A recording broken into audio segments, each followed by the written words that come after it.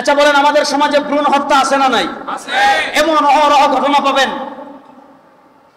Happy Valentine day, ভালোবাসা দিবস, ভালোবাসা দিবসে আকাম করেছে, বাচ্চা হয়েছে, ড্রেনে ফেলে দিয়েছে। ভার্সিটিতে এমন ঘটনা অহরহ যে ড্রেনে বাচ্চা পাওয়া গিয়েছে, ময়লা ফেলার জায়গায় বাচ্চা পাওয়া গেছে, নদীতে বাচ্চা পাওয়া গেছে, হাসপাতালের নিচে বাচ্চা পাওয়া গেছে। বাংলাদেশে এরকম বহু ঘটনা পাওয়া যায় যে লাশ ফেলে গিয়েছে, বাচ্চা হয়েছে, বাপ মা আকাম করে, ছেলে মেয়ে আকাম করেছে, বাচ্চা হয়েছে, বাচ্চা তোমার ডাস্টবিনে বা ময়লার জায়গায় ফেলে গিয়েছে, কুকুর বাচ্চাকে কামড়ে ছিন্ন ভিন্ন করে ফেলেছে। এমন ঘটনা আমাদের বাংলাদেশে আছে না নাই? কি মনে করেছেন আপনি মাজারে উরুস করে, আপনি কয়েকটা জিলাপি খেয়ে, আপনি কয়েকদিন জিকির করে, আপনি একজন পিসাবের কাছে মনিত হয়, আপনি মনে করতেছেন ইসলাম বাংলাদেশে পরিপূর্ণ চলে আসছে না? ওই আইয়ামে জাহিলিয়তের কাফের যে জাহিলিয়ত ছিল, সেই জাহিলিয়ত আমাদের সমাজে আছে না নাই? আছে। আপনি কোন দিকে যাবেন? আইয়ামে জাহিলিয়তের কাফেরদের আমি কয়েকটা জাহালাত দেখাই যেগুলো আমাদের সমাজে পাবেন। তারা শিশুদেরকে হত্যা করত, ভ্রূণ হত্যা আমাদের সমাজে এসেছে, বাচ্চাদের হত্যা আইয়ামে জাহিলিয়তের কাফেরদের থেকে আরো নিকৃষ্ট পন্থায় আমাদের সমাজে হচ্ছে। আইয়ামে জাহিলিয়তের কাফেরদের মানুষের রক্তের কোনো দাম ছিল না। সামান্য কারণে, তুচ্ছ কারণে একজন আরেকজনকে হত্যা করে ফেলতো, তুচ্ছ কারণে। উটকে ঘাস খাওয়াকে কেন্দ্র করে, উটের ঘাস খাওয়াকে কেন্দ্র করে যুদ্ধ লেগে যেত। মানুষের নিরাপত্তা ছিল না, জানের নিরাপত্তা ছিল না, মালের নিরাপত্তা ছিল না। একজন আরেকজনকে তুচ্ছ কারণে হত্যা করে ফেলতো। সবলরা দুর্বলদেরকে অত্যাচার করত, যারা ক্ষমতায় থাকতো তারা অধীনস্থদের উপর জুলুম করত, তাদের মাল লুণ্ঠন করত, তাদের উপর অত্যাচার করত, তাদেরকে হামলা মামলা ধমকি দিত, অস্ত্র দিয়ে ক্ষমতা দিয়ে তাদেরকে দাবিয়ে রাখার চেষ্টা করত। এই জাহিলিয়তের সব চরিত্র আমাদের সমাজে আছে না নাই? আমাদের সমাজে আছে না নাই? আপনি দেখেন, নবী করিম সাল্লাল্লাহু আলাইহি ওয়াসাল্লাম যে যুগে এসেছেন, নবী করিম সাল্লাল্লাহু আলাইহি ওয়াসাল্লামের প্রথম মিশন কি ছিল? তিনি আবু জাহেলের কাছে গিয়ে বলেন নাই আমাকে ক্ষমতা দাও। খুব পয়েন্ট, মনোযোগ দিয়ে বুঝবেন। তিনি আবু জাহেলের কাছে গিয়ে বলেন নাই আমাকে ক্ষমতা দাও মক্কার, বলেন নাই। তিনি আবু জাহেলকে বলেন নাই আমাকে মক্কার গভর্নর বানাও, না বলেন নাই। তিনি আবু জাহেলকে এই কথা বলেন নাই যে মদিনা মক্কার সব দায়িত্ব আমাদেরকে দাও, না বলেন নাই। তিনি এটাও বলেন নাই মদিনার মক্কার সব সম্পত্তি আমাকে দাও, এটাও বলেন নাই। তিনি এটাও বলেন নাই মক্কার সব সুন্দরী নারী আমাকে দাও, না বলেন নাই। তিনি বলেছিলেন ইয়া আইয়ুহান নাস, ইয়া আইয়ুহান নাস কুলু লা ইলাহা ইল্লাল্লাহ। এই মানুষেরা, লাত তোমাদের মাবুদ হতে পারে না, মানাত তোমাদের মাবুদ হতে পারে না, হুবাল তোমাদের মাবুদ হতে পারে না, উজ্জা তোমাদের মাবুদ হতে পারে না, চাঁদ তোমাদের মাবুদ হতে পারে না, সূর্য তোমাদের মাবুদ হতে পারে না, আবু জাহেল তোমাদের মাবুদ হতে পারে না, উতবা তোমার মাবুদ হতে পারে না, সাইবা তোমার মাবুদ হতে পারে না, মুগীরা তোমার মাবুদ হতে পারে না। আরে বেটা, তুই আবু জাহেলের ইবাদত করতে পারিস না। লা ইলাহা ইল্লাল্লাহ। দুনিয়াতে মানুষের মাবুদ এবং ইবাদত করবে মানুষ একমাত্র কার? আল্লাহ। জোরে বলেন, একমাত্র কার? আল্লাহ। দেখেন, যারা আল্লাহ দ্রোহী তারা সবকিছু সহ্য করতে পারে, আল্লাহকে তারা সহ্য করতে পারে না। এজন্য আবু জাহেলের কথা দেখেন, উতবার কথা দেখেন, সাহেবার কথা দেখেন।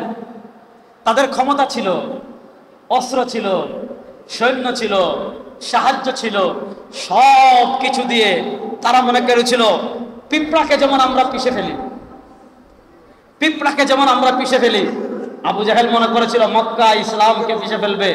আরে যে বাতি আল্লাহ জ্বালায় দুনিয়ার বা সেই বাতিকে নিভাবে দুনিয়াতে এমন কোনো শক্তি নাই। যে বাতিকে আল্লাহ জ্বালা ওই বাতি নিভাবে দুনিয়াতে এমন কোনো শক্তি নাই। ইসলাম মক্কা থেকে মদিনায় গিয়েছে, মদিনা থেকে ইয়ামান গিয়েছে, ইয়ামান থেকে দিমাশক গিয়েছে, দিমাশক থেকে ইরাক গিয়েছে, ইরাক থেকে ইরান গিয়েছে, ইরান থেকে তোমার ইউরোপ গিয়েছে, ভারত এসেছে। সারা দুনিয়া ইসলামের আলোয় আলোকিত হয়েছে। আজকে যারা মনে করেন সামান্য ক্ষমতা পেয়ে, আজকে যারা মনে করেন সামান্য অস্ত্র পেয়ে, আজকে যারা মনে করেন সামান্য ক্ষমতা পেয়ে অস্ত্র দিয়ে, সৈন্য দিয়ে, ট্যাঙ্ক দিয়ে ইসলামকে বিলীন করতে চাইবেন, আল্লাহ আমি কসম করে বলি আপনার ক্ষমতা শেষ হয়ে যাবে, আপনার মাস্তানি শেষ হয়ে যাবে, আপনার নেতাগিরি শেষ হয়ে যাবে, আপনি মাটির নিচে চলে যাবেন, ইসলাম থাকবে ইনশাআল্লাহ। ইসলামকে কেউ দমাতে পারে নাই, পারবে না ইনশাআল্লাহ। ইসলামের বাতি জ্বালিয়েছেন কে? জোরে বলেন না, ইসলামের বাতি জ্বালিয়েছেন কে?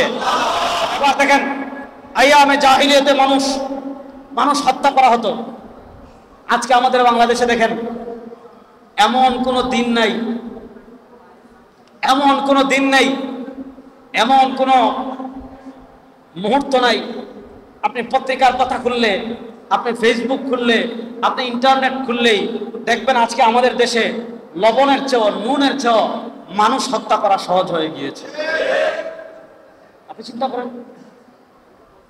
চিন্তা করেন, সব বাদ দেন। নবী করিম সাল্লাল্লাহু আলাইহি ওয়াসাল্লাম বলেছেন ইন্না মিন আশরাতিস সাআ, হাদিসটা বুঝেন, বুখারী শরীফে আছে, নবী করিম সাল্লাল্লাহু আলাইহি ওয়াসাল্লাম বলেছেন ইন্না মিন আশরাতিস সাআ, কিয়ামতের আলামতের ভিতর একটা আলামত হলো আন তাকসুরাল হরজ। নবী করিম সাল্লাল্লাহু আলাইহি ওয়াসাল্লাম বলেছেন কিয়ামতের আলামতের একটা আলামত হলো হরজ বেড়ে যাবে। সাহাবা একরাম রিদওয়ানুল্লাহ আলাইহিম আজমাইন জিজ্ঞেস করেন মাল হরজ ইয়া রাসূলুল্লাহ, ওগো আল্লাহর নবী আপনি আমাদেরকে বলেন হরজ কি? নবী করিম সাল্লাল্লাহু আলাইহি ওয়াসাল্লাম জবাব দিচ্ছে আল হরজ আল কতল, দুনিয়াতে মৃত্যু বেড়ে যাবে, এমন একটা সময় আসবে। নবী করিম সাল্লাল্লাহু আলাইহি ওয়াসাল্লাম বলেছেন আল কাতিল ওয়াল মাকতুল কালাহুমা ফিন্নার, যে মারবে সেও জাহান্নামী, যে মরবে সেও জাহান্নামী, যে মারবে সে জানে না কেন মারতেছি, যে মরবে সেও জানে না কেন মরতেছি, যে মারবে সেও জাহান্নামী, যে মরবে সেও জাহান্নামী। আজকে সব বাদ দেন, সে অমুক লিডারকে পছন্দ করে, সে অমুক লিডারকে পছন্দ করে, লিডার না চিনে তাকে, না চিনে তার পরিবারকে, ওই নেতার জন্য আমাদের দেশে খুন খারাপি হয় কি হয় না? আরে নেতা বাদ দেন, দুই দলে ফুটবল খেলা হচ্ছে, এক দলের নাম আর্জেন্টিনা, আরেক দলের নাম ব্রাজিল। ভালো করে বুঝে, আমাদের দেশেরও না, আমাদের আশেপাশের রাষ্ট্রও না, খেলা হচ্ছে কোথায়? আমাদের থেকে হাজার হাজার মাইল দূরে। গত 2022 সালে যখন বিশ্বকাপ চলে, পত্রিকায় জরিপ হয়েছে ব্রাজিল আর্জেন্টিনা নিয়ে দ্বন্দ্ব হয়। কথা বুঝেন, ব্রাজিল গোল খেয়েছে, আর্জেন্টিনা গোল খেয়েছে, তার সামনে গিয়ে মস্কারি করতেছে, ও ওরে দিছে ধাক্কা, ও ওরে মারছে মাইর, মারামারি করে। ব্রাজিল আর্জেন্টিনা নিয়ে আমাদের দেশে মারামারি করে মাত্র মারা গেছে 22 জন, হত্যা হয়েছে কয়জন?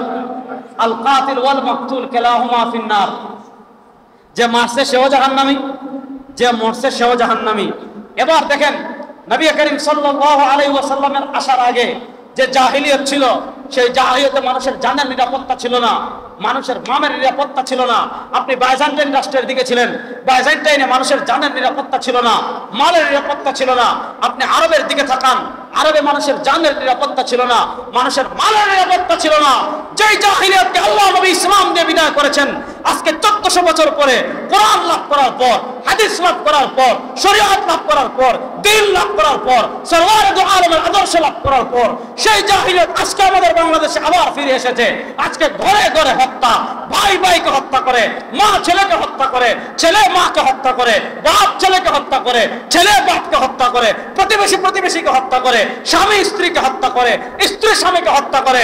ও বাংলাদেশের মুসলমান, আমি আল্লাহর নামে কসম করে আপনাদেরকে বলে যাই, যদি জানের নিরাপত্তা চান, যদি মালের নিরাপত্তা চান, যদি শান্তি চান, শান্তির গ্যারান্টি একমাত্র ইসলাম। ইসলাম বাদ দিয়ে মানুষের বানানো তন্ত্র মন্ত্র দিয়ে শান্তি প্রতিষ্ঠা করা যাবে না।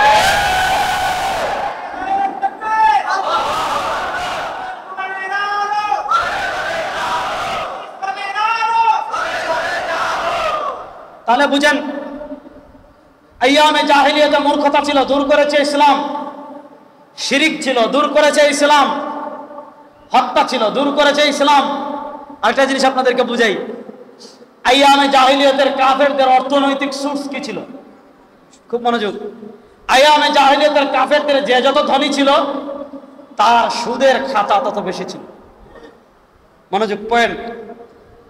আইয়ামে জাহিলিয়াতের কাফেররা যে যত ধনী ছিল, দারুন নাদওয়ার যে যত প্রভাবশালী সদস্য ছিল, তার সুদের খাতা তত বড় ছিল। অর্থাৎ আইয়ামে জাহিলিয়াতের কাফেরদের ইনকাম সোর্স, যেমন আমাদের কারো ইনকাম সোর্স ব্যবসা, আমাদের কারো ইনকাম সোর্স মনে করেন চাকরি, কারো ইনকাম সোর্স কৃষি, কারো ইনকাম সোর্স ড্রাইভিং, কারো ইনকাম সোর্স ইমামতি, কারো ইনকাম সোর্স ওয়াজ করা, কারো ইনকাম সোর্স মাদ্রাসায় পৌঁছানো পড়ানো, এভাবে আমাদের এক একজনের এক একটা ইনকাম সোর্স আছে।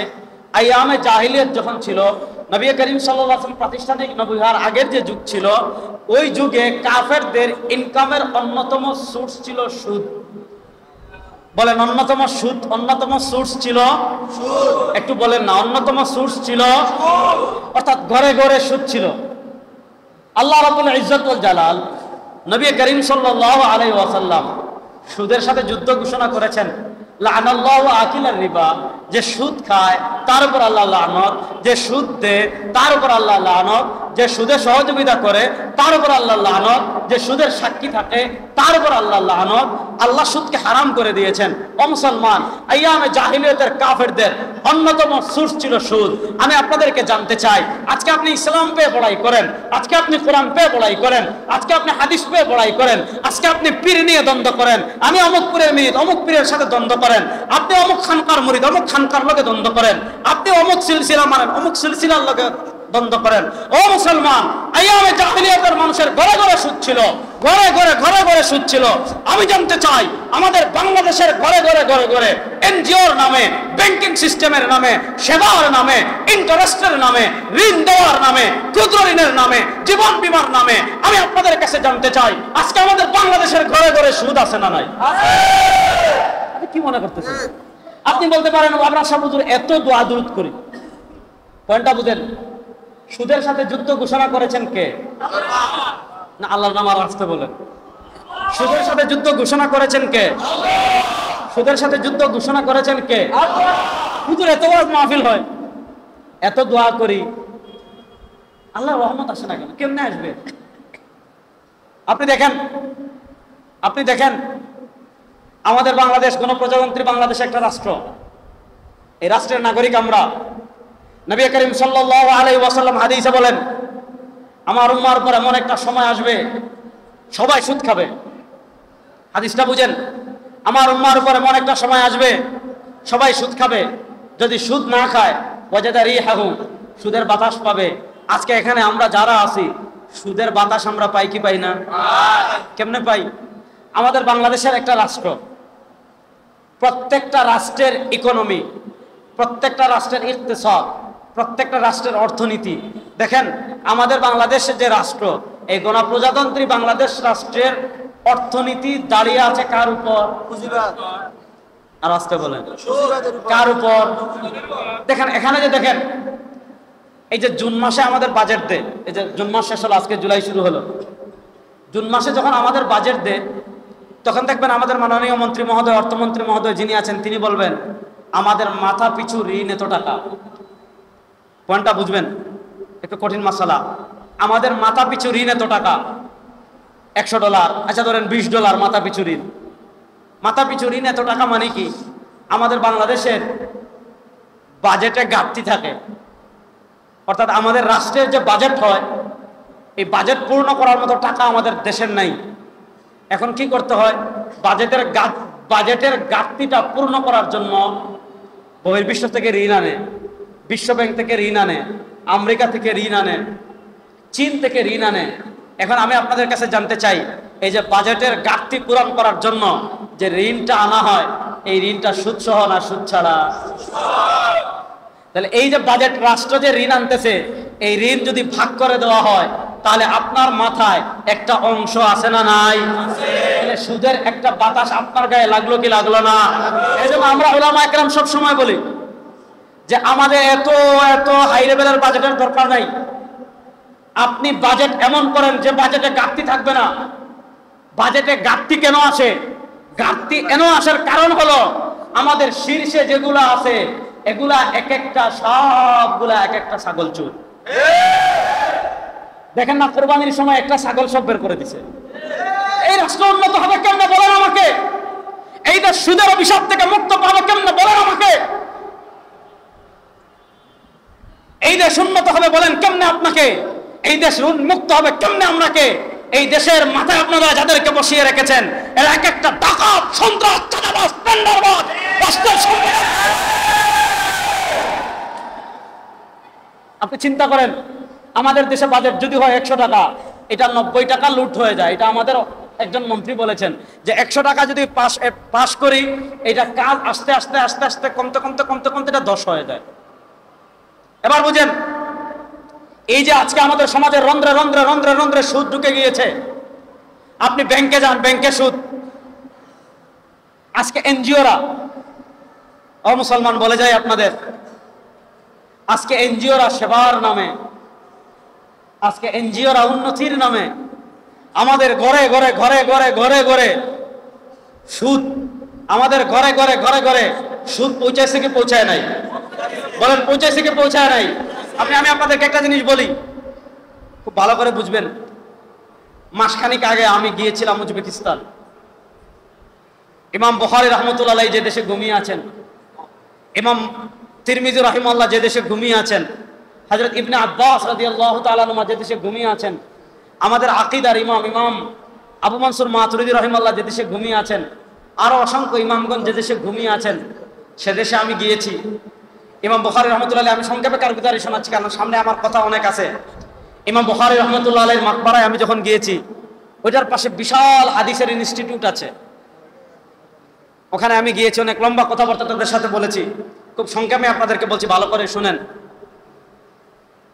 যে বুখারায় ইমাম বুখারী, ইমাম তিরমিজি, আল্লাহ নবী ইসলামের আপন চাচাতো ভাই, এরপর আপনার আমাদের আকীদার ইমাম, হেদায়ার লেখক ইমাম নাসাফি, ইমাম ইমাম দারিমি, এত এত ইমাম, এত এত ইমাম, সে দেশে আজকে ইসলাম নাই। 7 দিন আমি ছিলাম, এই 7 দিনে একজন নারীও পাইনি, একজন মহিলাও এমন পাইনি যে হিজাব করা, একজন মহিলাও পাইনি। যদি একজন শুধু পেয়েছিলাম ট্রেনে, রাস্তাঘাটে একজন মহিলাও নাই যে হিজাব করে। এমন পরিস্থিতি কেন হলো? ভালো করে বুঝেন। সে দেশের রাশিয়ান আগ্রাসন হয়েছিল মাত্র 69 বছর। এই 69 বছরের আগ্রাসনে বুখারা, সমরকন্দ, তিরমিজ, তাশকন্দ, শাস, যত শহর আছে, ইসলাম একেবারে বিলীন হয়ে গিয়েছে। এর বিপরীত দেখেন, আমাদের ভারত উপমহাদেশে ইস্ট ইন্ডিয়া কোম্পানি আগ্রাসন। ইস্ট ইন্ডিয়া কোম্পানির কথা আমরা সবাই জানি। দেখেন, ইস্ট ইন্ডিয়া কোম্পানি কিন্তু একটা এনজিও ছিল। তারা আমাদের দেশে এসেছিল ব্যবসা এবং সেবার নামে। তারা আমাদের দেশে এসেছিল 2টা স্লোগান নিয়ে। কয়টা স্লোগান নিয়ে? একটা কথা বলেন না কেন? কয়টা স্লোগান নিয়ে? একটা হলো ব্যবসা আর একটা হলো সেবা। আজকে আমাদের দেশের এনজিও গুলো দেখেন, আপনি ব্র্যাকের কথা বলেন, আপনি গ্রামীণ ব্যাংকের কথা বলেন, বাংলাদেশের যত আকাম হচ্ছে, এই যে শিক্ষা সিলেবাসে, আপনারা জানেন শিক্ষা সিলেবাসে ট্রান্সজেন্ডারকে ঢুকানো হয়েছে। শিক্ষা সিলেবাসে স্বাস্থ্য সুরক্ষার নামে অশ্লীলতাকে প্রমোট করা হয়েছে, অশ্লীল যৌনতাকে প্রমোট করা হয়েছে, অশ্লীল খারাপ খারাপ বিষয়কে প্রমোট করা হয়েছে। এই সব কিছুর পিছন যদি আপনি তালাশ করেন, তাহলে সব কিছুর শিকড়ে গিয়ে পাবেন আপনি ব্র্যাক, সব কিছুর মূলে গিয়ে পাবেন আপনি এনজিও।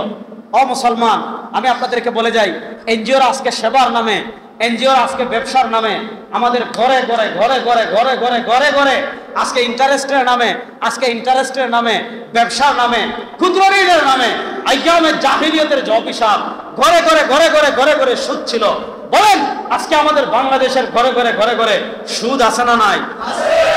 যেই সমাজে সুদ থাকবে, যেই দেশে সুদ থাকবে, যেই দেশের অর্থনীতিতে সুদ থাকবে, সেই দেশের উপর আল্লাহর রহমত না গজব আসবে। এখন আপনি বলতে পারেন, এটা জিনিস ভালো করে বুঝবেন, আপনি বলতে পারেন বিশ্ব ব্যাংকে ওভারটেক করে আমাদের দেশের অর্থনীতি চলতে পারবে না, সুদমুক্ত অর্থনীতি করলে আমাদের উপর রেস্ট্রিকশন আসবে, এইটা আসবে, ওইটা আসবে, সব ঠিক। কিন্তু আল্লাহ রাব্বুল ইজ্জত ওয়াল জালাল আমাদের সামনে নজির রেখেছেন, আরে যদি আপনি আল্লাহ প্রদত্ত পথে চলতে পারেন, আল্লাহর সাহায্য আপনার সাথে থাকবে। আর যাদের সাথে আল্লাহর সাহায্য থাকবে, পৃথিবীর কেউ রেস্ট্রিকশন দিয়ে এদেরকে আটকাতে পারবে না। আমি আপনাদেরকে উদাহরণ দেই, আপনারা বিরক্ত হচ্ছেন না তো? আমার সাথে আছেন তো সবাই? যদিও মসজিদের কারণে আওয়াজ একটু উল্টাপাল্টা হচ্ছে, তারপরেও শুনেন। আফগানিস্তান, এবার সুবহানাল্লাহ পড়েন, এবার আলহামদুলিল্লাহ পড়েন। আল্লাহ আফগানিস্তানকে আমাদের সামনে আদর্শ দাঁড় করিয়ে দিয়েছেন। কেমনে আদর্শ দাঁড় করিয়েছেন? আফগানিস্তানে তালেবান হুকুমতে এসেছে 2021-এ। দেখেন, আফগানিস্তানের উপর রেস্ট্রিকশন সারা দুনিয়ার কাফের কুফাররা দিয়ে রেখেছে। তাদের রিজার্ভ ছিল বিশ্ব ব্যাংকের কাছে, সেটা রেস্ট্রিকশন দিয়ে আটকে রেখেছে। বিশ্ব ব্যাংক তাদেরকে কোনো হেল্প করে না, দুনিয়ার কেউ তাদেরকে কোনো হেল্প করে না। মানুষ মনে করেছিল, আমেরিকা মনে করেছিল, রাশিয়া মনে করেছিল, ইসরায়েল মনে করেছিল, লন্ডন ইউরোপ মনে করেছিল যে এরা না খেয়ে মরে যাবে, দুনিয়ার কেউ এদেরকে সহযোগিতা না করলে, আধুনিক পৃথিবীর সাথে এরা অর্থনৈতিক লেনদেন না করলে এরা না খেয়ে মরে যাবে, বাধ্য হয়ে আমাদের কাছে আসবে। কিন্তু দেখেন তারা মান আলাইহি ওয়া আসহাবি কোরআন সুন্নাহর ধাঁচে তাদের দেশের অর্থনীতি সাজিয়েছে। আল্লাহ তাদেরকে এত বারাকা দিয়েছেন, আল্লাহ তাদেরকে এত সাহায্য করেছেন। মাত্র 3 বছরের ব্যবধানে 2021 সালে তারা এসেছে। 2023 সালে এসে যখন হিসাব করা হয়েছে দেখা গিয়েছে আমেরিকার ডলারকেও আফগানিস্তানের মুদ্রা পিছনে ফেলে দিয়েছে। এবার বলেন আমাদের দেশের উপর আল্লাহর রহমত আসুক, এটা আমরা চাই কি চাই না? আমাদের অর্থনীতি সুদ মুক্ত হোক, এটা আমরা চাই কি চাই না? এবার অর্থনীতি সুদ মুক্ত হলে ইসলাম বাদ দিয়ে আপনি সুদ মুক্ত করতে পারবেন। এবার বুঝেন, যদি আপনি অর্থনীতিকে সুদ মুক্ত করতে চান, কথা বুঝেন, যদি আপনি অর্থনীতিকে সুদ মুক্ত করতে চান, অর্থনীতিতে ইসলামের প্রয়োজন আছে না নাই? যদি আপনি ন্যায় বিচার প্রতিষ্ঠা করতে চান, আইয়ামে জাহিলিয়াতে ন্যায় বিচার ছিল না, ন্যায় বিচার ছিল না। যদি শক্তিশালী কেউ জুলুম করতে তার বিচার হতো না, যদি দুর্বল কেউ জুলুম করতে তার বিচার হতো। আজকে ন্যায় বিচার আমাদের সমাজে আছে না নাই? এখন বিচার ব্যবস্থায় যদি আপনি ন্যায় বিচার প্রতিষ্ঠা করতে চান, মানুষের বানানো তন্ত্র মন্ত্র দিয়ে আপনি ন্যায় বিচার প্রতিষ্ঠা করতে পারবেন না। বিচার ব্যবস্থায় যদি আপনি ন্যায় বিচার প্রতিষ্ঠা করতে চান, একটা জিনিস লাগবে, ওই জিনিসের নাম ইসলাম। বলে একটা জিনিস লাগবে, ওই জিনিসের নাম ইসলাম। জোরে বলেন, একটা জিনিস লাগবে, ওই জিনিসের নাম ইসলাম। এবার বলেন বিচার ব্যবস্থায় ইসলাম আছে না নাই? নাই। দেখছেন বিচার ব্যবস্থা কেমনে চলবে এই ব্যাপারে ইসলামের দিক নির্দেশনা আছে না নাই? একটা দেশের অর্থনীতি কেমনে চলবে এই ব্যাপারে ইসলামের দিক নির্দেশনা আছে না নাই? আইন আদালত কেমনে চলবে এই ব্যাপারে ইসলামের দিক নির্দেশনা আছে না নাই? একটা দেশের রাষ্ট্র কেমনে চলবে এই ব্যাপারে ইসলামের দিক নির্দেশনা আছে না নাই? একটা দেশের সমাজ কেমনে চলবে ইসলামের দিক নির্দেশনা আছে না নাই? ব্যবসা কেমনে চলবে ইসলামের দিক নির্দেশনা আছে না নাই? সংসদ কেমনে চলবে ইসলামের দিক নির্দেশনা আছে না নাই? এই সব ক্ষেত্রে ইসলাম, জীবনের সব ক্ষেত্রে, সমাজের সব ক্ষেত্রে ইসলাম প্রতিষ্ঠা করবে ইহুদিরা, খ্রিস্টানরা, নাস্তিকরা, মুরতাদরা, হিন্দুরা। কারা করবে? দেখেন যদি হিন্দু রাষ্ট্র থাকে, কথা বুঝেন, পৃথিবীতে যত হিন্দু রাষ্ট্র আছে তারা হিন্দুত্ববাদ প্রতিষ্ঠা করে, ইহুদিরা ইহুদিবাদ প্রতিষ্ঠা করে, খ্রিস্টানরা খ্রিস্টবাদ প্রতিষ্ঠা করে, বৌদ্ধরা তাদের বৌদ্ধ ধর্ম প্রতিষ্ঠা করে। আর আমরা ইসলামের প্রশ্ন যখন আসি, আমাদের সমাজের এক দলের অ্যালার্জি শুরু হয় কি হয় না? তখন বলবেন না ধর্মকে আলাদা করে। আরে ভাই, ধর্ম তো সারা দুনিয়ায় চলে। যেই দেশে হিন্দু প্রধান তারা হিন্দু দিয়ে হিন্দু রাষ্ট্র প্রতিষ্ঠা করে, খ্রিস্টানরা বেশি হলে খ্রিস্ট রাজ্য প্রতিষ্ঠা করে, ইহুদিরা বেশি হলে ইহুদি রাষ্ট্র প্রতিষ্ঠা করে, বৌদ্ধরা বেশি হলে বৌদ্ধ রাষ্ট্র প্রতিষ্ঠা করে। বৌদ্ধরা যদি বৌদ্ধ রাষ্ট্র প্রতিষ্ঠা করতে পারে, হিন্দুরা যদি হিন্দু রাষ্ট্র প্রতিষ্ঠা করতে পারে, ইহুদিরা যদি ইহুদি রাষ্ট্র প্রতিষ্ঠা করতে পারে, খ্রিস্টানরা যদি খ্রিস্ট রাজ্য প্রতিষ্ঠা করে, আমরা মুসলমানরা ইসলামিক রাষ্ট্র প্রতিষ্ঠা করার প্রয়োজন আছে না নাই?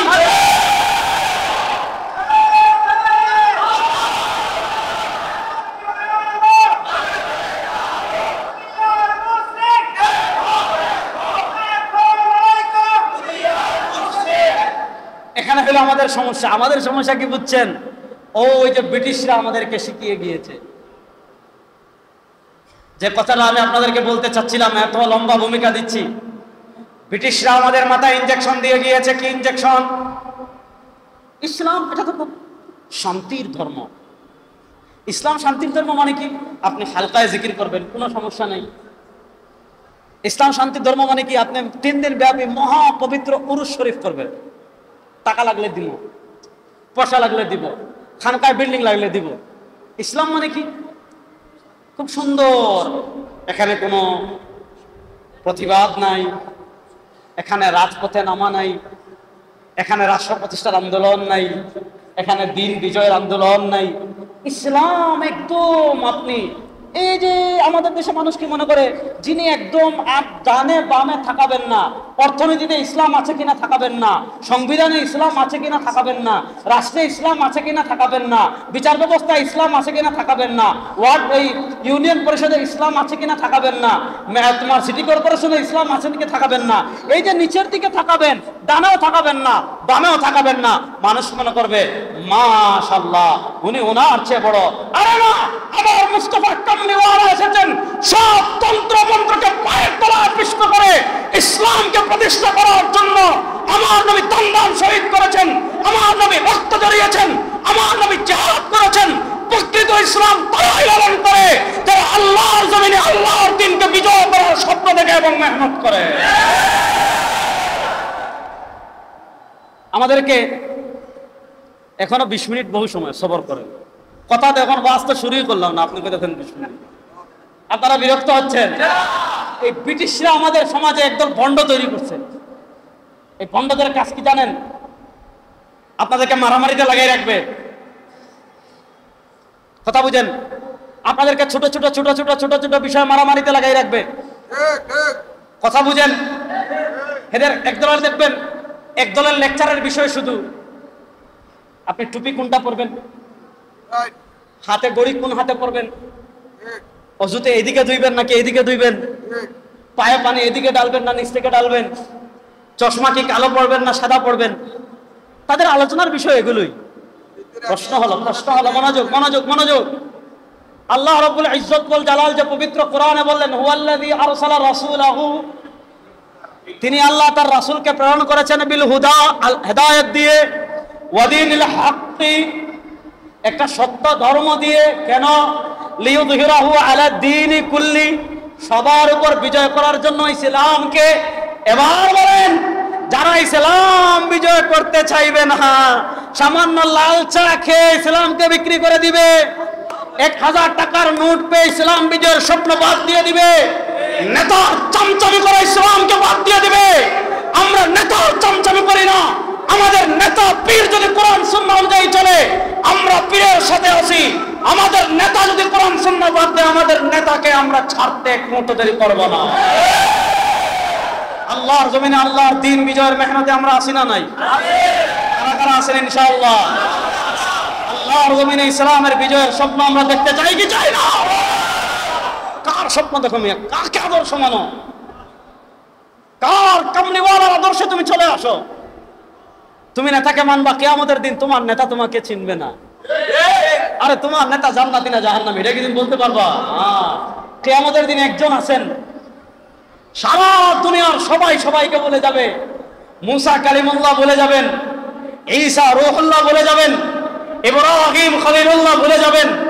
একজন আছেন, তার ইয়তীম উম্মতকে ভুলবেন না, যেই নবীর ওয়ারাফা'না লাকা যিকরাক, যেই নবীর সম্মান আল্লাহকে আল্লাহ বুলন্দ করে দিয়েছেন, যেই নবী জীবিত অবস্থায় জান্নাত জাহান্নাম দেখে এসেছেন, যেই নবীর নাম আল্লাহ জান্নাতের ফটোকে রেখেছেন, ওই নবীর রাতে ঘুমাতেন না, ওই নবীর নামাজ পড়তে পড়তে পা ফুলে যেত।